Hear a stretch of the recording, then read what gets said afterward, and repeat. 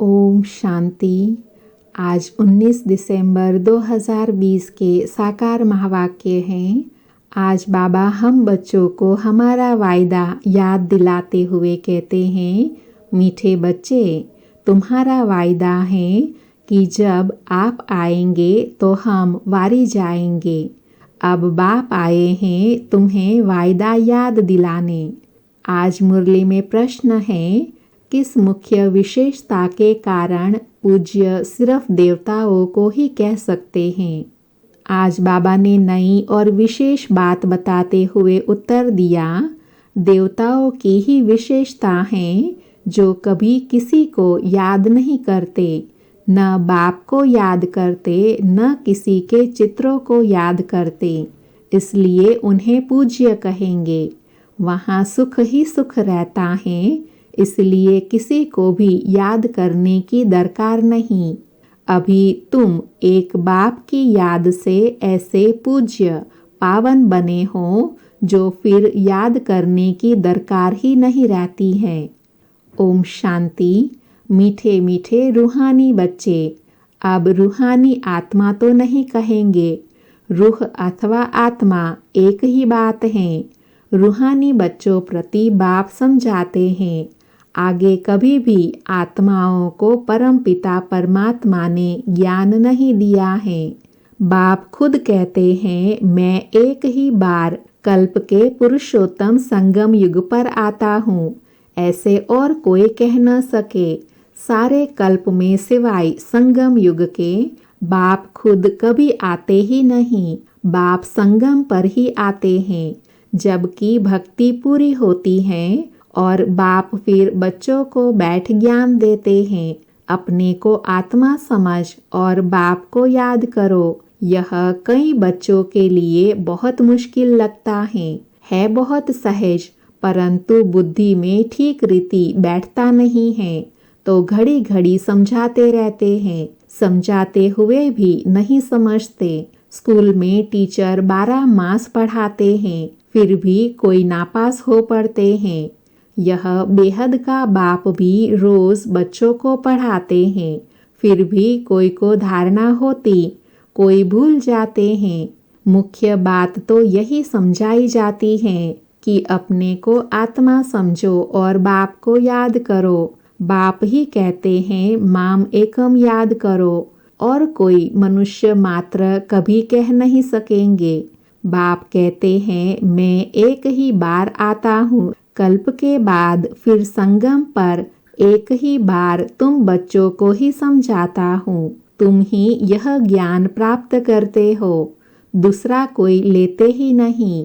प्रजापिता ब्रह्मा के तुम मुखवंशावली ब्राह्मण इस ज्ञान को समझते हो, जानते हो। कल्प पहले भी बाप ने इस संगम पर यह ज्ञान सुनाया था। तुम ब्राह्मणों का ही पार्ट है, इन वर्णों में भी फिरना तो जरूर है, और धर्म वाले इन वर्णों में आते ही नहीं, भारतवासी ही इन वर्णों में आते हैं। ब्राह्मण भी भारतवासी ही बनते हैं, इसलिए बाप को भारत में आना पड़ता है। तुम हो प्रजापिता ब्रह्मा के मुखवंशावली ब्राह्मण। ब्राह्मणों के बाद फिर है देवताएं और क्षत्रिय। क्षत्रिय कोई बनते नहीं, तुमको तो ब्राह्मण बनाते हैं, फिर तुम देवता बनते हो। वह फिर धीरे धीरे कला कम होती है तो उनको क्षत्रिय कहते हैं। क्षत्रिय ऑटोमेटिकली बनना है। बाप तो आकर ब्राह्मण बनाते हैं, फिर ब्राह्मण से देवता, फिर वही क्षत्रिय बनते हैं। तीनों धर्म एक ही बाप अभिस्थापन करते हैं, ब्राह्मण, देवता और क्षत्रिय धर्म। ऐसे नहीं कि सतयुग त्रेता में फिर आते हैं।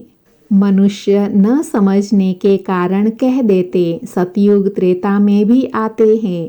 बाप कहते हैं, मैं युगे युगे आता नहीं हूँ, मैं आता ही हूँ एक बार कल्प के संगम पर।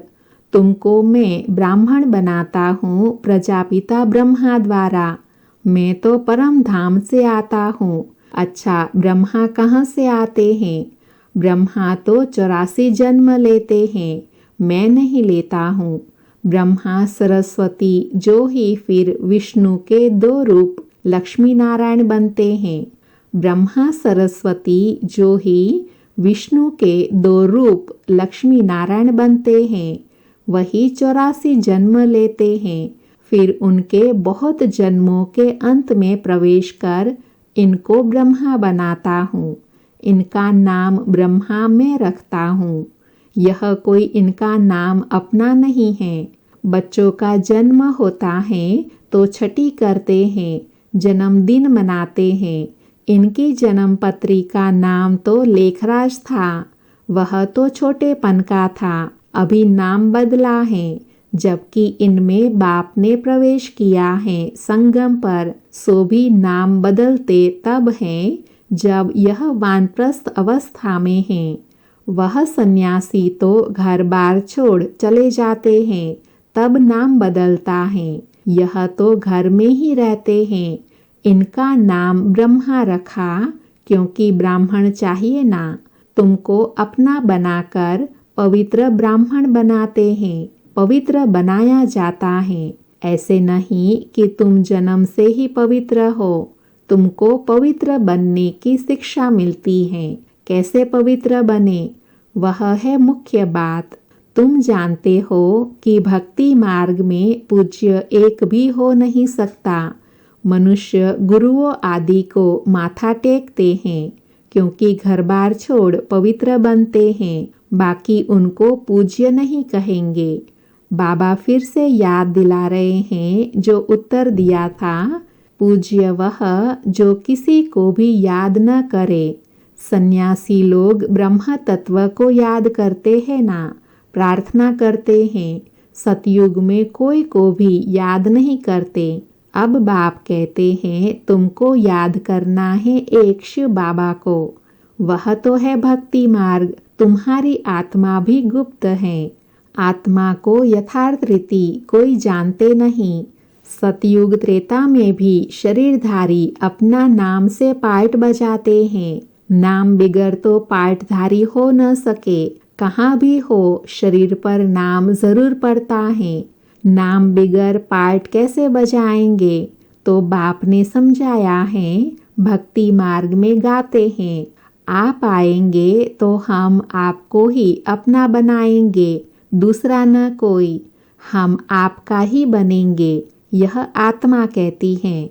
भक्ति मार्ग में जो भी देहधारी हैं, उनके नाम रखे जाते हैं। उनको हम नहीं पूजेंगे। जब आप आएंगे तो आप पर ही कुर्बान जाएंगे। कब आएंगे यह भी नहीं जानते। अनेक देहधारियों की, नामधारियों की पूजा करते रहते हैं। जब आधा कल्प भक्ति पूरी होती है तब बाप आते हैं। बाप कहते हैं तुम जन्म जन्मांतर कहते आए हो, हम तुम्हारे बिगर किसी को भी याद नहीं करेंगे, अपनी देह को भी याद नहीं करेंगे। परंतु मुझे जानते ही नहीं तो याद कैसे करेंगे। अब बाप बच्चों को बैठ समझाते हैं, मीठे मीठे बच्चों, अपने को आत्मा समझो और बाप को याद करो। बाप ही पतित पावन हैं। उनको याद करने से तुम पावन सतो प्रधान बन जाएंगे। सतयुग त्रेता में भक्ति होती नहीं। तुम कोई को भी याद नहीं करते, न बाप को न चित्र को। वहाँ सुख ही सुख रहता है। बाप ने समझाया है, जितना तुम नज़दीक आते जाएंगे सतयुग के, कर्मातीत अवस्था होती जाएंगी।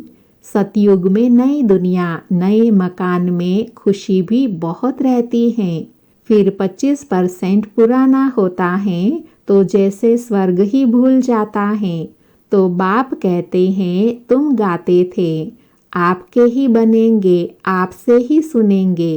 तो ज़रूर आप परमात्मा को ही कहते हो ना। आत्मा कहती है परमात्मा बाप के लिए। आत्मा सूक्ष्म बिंदी है, उनको देखने के लिए दिव्य दृष्टि चाहिए। आत्मा का ध्यान कर नहीं सकेंगे। हम आत्मा इतनी छोटी बिंदी हैं, ऐसा समझ याद करना मेहनत है। आत्मा के साक्षात्कार की कोशिश नहीं करते, परमात्मा के लिए कोशिश करते हैं जिसके लिए सुना है कि वह हजारों सूर्यों से तेजोमयी है। किसको साक्षात्कार होता है तो कहते हैं बहुत तेजोमयी था, क्योंकि वही सुना हुआ है।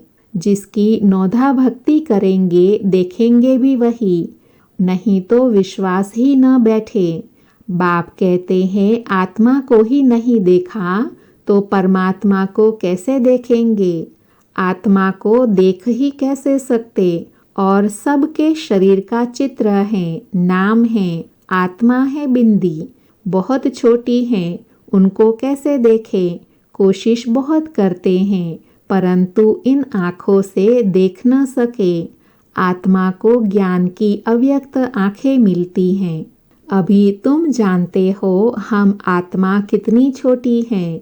मुझ आत्मा में 84 जन्मों का पार्ट नूंधा हुआ है जो मुझे रिपीट करना है। बाप की श्रीमत मिलती है श्रेष्ठ बनने के लिए, तो उस पर चलना चाहिए। तुम्हें देवी गुण धारण करने हैं। खान पान भी बहुत रॉयल होना चाहिए, चलन बड़ी रॉयल चाहिए। तुम देवता बनते हो, देवताएं खुद पूज्य हैं, वह कभी किसी की पूजा नहीं करते। यह तो डबल सिरताज है ना। यह कभी किसे पूजते नहीं तो पूज्य ठहरे ना। सतयुग में किसी को पूजने की दरकार ही नहीं। बाकी हाँ, एक दो को रिगार्ड जरूर देंगे। ऐसे नमन करना, इसको रिगार्ड कहा जाता है। ऐसे नहीं दिल में उनको याद करना है। रिगार्ड तो देना ही है। जैसे प्रेसिडेंट हैं, सब रिगार्ड रखते हैं, जानते हैं यह बड़े मर्तबे वाला है, नमन थोड़े ही करना है। तो बाप समझाते हैं यह ज्ञान मार्ग बिल्कुल ही अलग चीज है। इसमें सिर्फ अपने को आत्मा समझना है, जो तुम भूल गए हो। शरीर के नाम को याद कर लिया है, काम तो जरूर नाम से ही करना है। बिगर नाम किसी को बुलाए कैसे। भल तुम शरीरधारी बन पार्ट बजाते हो, परंतु बुद्धि से शिव बाबा को याद करना है। कृष्ण के भगत समझते हैं हमको कृष्ण को ही याद करना है। बस जिधर देखो कृष्ण ही कृष्ण, हम भी कृष्ण तुम भी कृष्ण। अरे तुम्हारा नाम अलग उनका नाम अलग, सब कृष्ण ही कृष्ण कैसे हो सकते। सबका नाम कृष्ण थोड़े ही होता है। जो आता है सो बोलते रहते हैं। अब बाप कहते हैं भक्ति मार्ग के सब चित्रों आदि को भूल, एक बाप को याद करना है। चित्रों को तो तुम पतित पावन नहीं कहते हो। हनुमान आदि पतित पावन थोड़े ही हैं। अनेक चित्र हैं, कोई भी पतित पावन नहीं। कोई भी देवी आदि जिसको शरीर है उनको पतित पावन नहीं कहेंगे। 6-8 भुजाओं वाली देवियाँ आदि बनाते हैं, सब अपनी बुद्धि से। यह कौन है वह तो जानते नहीं। यह पतित पावन बाप की औलाद मददगार हैं। बाबा देवियों के लिए बता रहे हैं कि यह देवियाँ वास्तव में वह हैं जो बाबा की सेवा में मददगार बनती हैं। यह किसी को भी पता नहीं। तुम्हारा रूप तो यह साधारण ही है। यह शरीर तो विनाश हो जाएंगे। ऐसे नहीं कि तुम्हारे चित्र आदि रहेंगे, यह सब खत्म हो जाएंगे।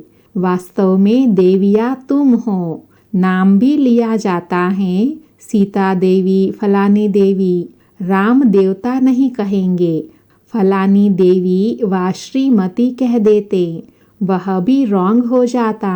अब पावन बनने के लिए पुरुषार्थ करना है। तुम कहते भी हो पतित से पावन बनाओ, ऐसे नहीं कहते कि लक्ष्मी नारायण बनाओ। पतित से पावन भी बाप बनाते हैं, नर से नारायण भी वह बनाते हैं। वो लोग पतित पावन निराकार को कहते हैं और सत्यनारायण की कथा सुनाने वाले और दिखाए हैं।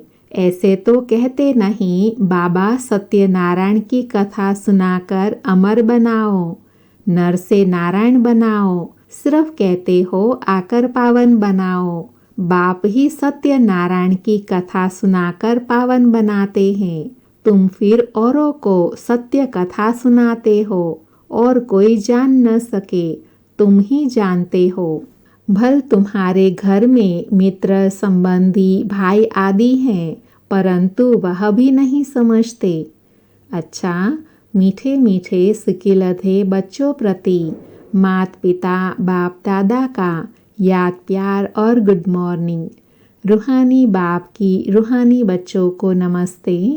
हम रूहानी बच्चों की रूहानी माता पिता बाप दादा को याद प्यार गुड मॉर्निंग और नमस्ते। आज धारणा के लिए सार हैं। उसमें पहला है, स्वयं को श्रेष्ठ बनाने के लिए बाप की जो श्रीमत मिलती है उस पर चलना है। देवी गुण धारण करने हैं। खान पान चलन सब रॉयल रखना है। दूसरा है, एक दो को याद नहीं करना है, लेकिन रिगार्ड ज़रूर देना है। पावन बनने का पुरुषार्थ करना और कराना है। आज बाबा ने वरदान दिया, सर्व खजानों को समय पर यूज़ कर निरंतर खुशी का अनुभव करने वाले खुश नसीब आत्मा भव। वरदान का स्पष्टीकरण है, बाप दादा द्वारा ब्राह्मण जन्म होते ही सारे दिन के लिए अनेक श्रेष्ठ खुशी के खजाने प्राप्त होते हैं। इसलिए आपके नाम से ही अब तक अनेक भगत अल्पकाल की खुशी में आ जाते हैं। आपके जड़ चित्रों को देखकर खुशी में नाचने लगते हैं। ऐसे आप सब खुश नसीब हो। बहुत खजाने मिले हैं, इसलिए सिर्फ समय पर यूज़ करो। चाबी को सदा सामने रखो, अर्थात सदा स्मृति में रखो और स्मृति को स्वरूप में लाओ, तो निरंतर खुशी का अनुभव होता रहेगा।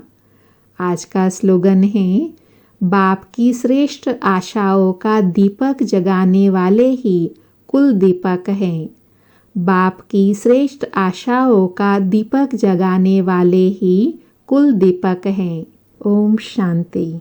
आज की सारी मुरली से जो भी आपको विशेष पॉइंट अच्छी लगी हो, नई लगी हो, धारणा की हो, वो कमेंट बॉक्स में ज़रूर लिखें।